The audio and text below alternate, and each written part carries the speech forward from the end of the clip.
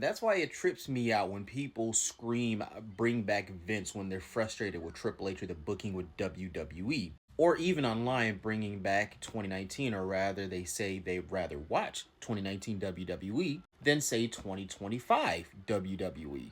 And don't get me wrong, I understand Triple H in WWE definitely fumbled hard in 2025.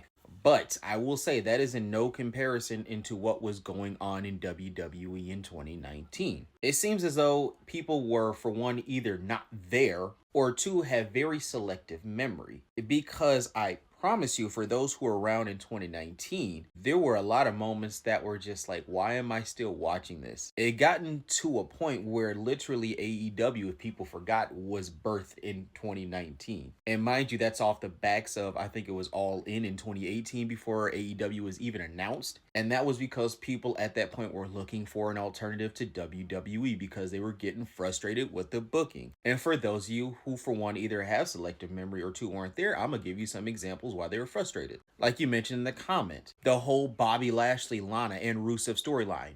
Who is really that for? Not to mention, this was not the first time Vince McMahon had this weird thing of trying to break up Rusev and Lana. Because if folks remember, back in 2015, this was happening again, but this time with Dolph Ziggler and Summer Rae instead. And the only reason why that storyline got broken up is because TMZ broke the news that they had been engaged officially. So it was like Vince McMahon trying to retread water on a storyline nobody was interested for no reason. Did people literally forget about Uzi Hot? This was the reason why the Revival literally wanted to leave WWE, because they were getting tired of getting booked in crappy storylines like this. Don't get me wrong, the Usos and the Revival, are now known as FTR, are both two great legitimate tag teams, and given the proper material could probably kill it in the ring. But because it was a late 2010s Vince McMahon, became weird storylines, and again, Uzi Hot.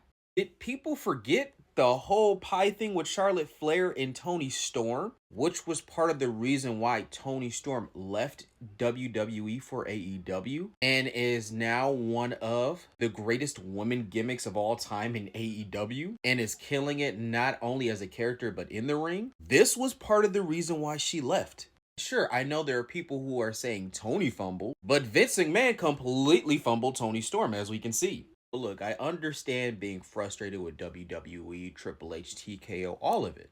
But by all means, screaming bring back Vince, especially with still all of his allegations and his lawsuits going on, everybody either one having whiplash, two selective memory, or three not being there, 2019 was not it.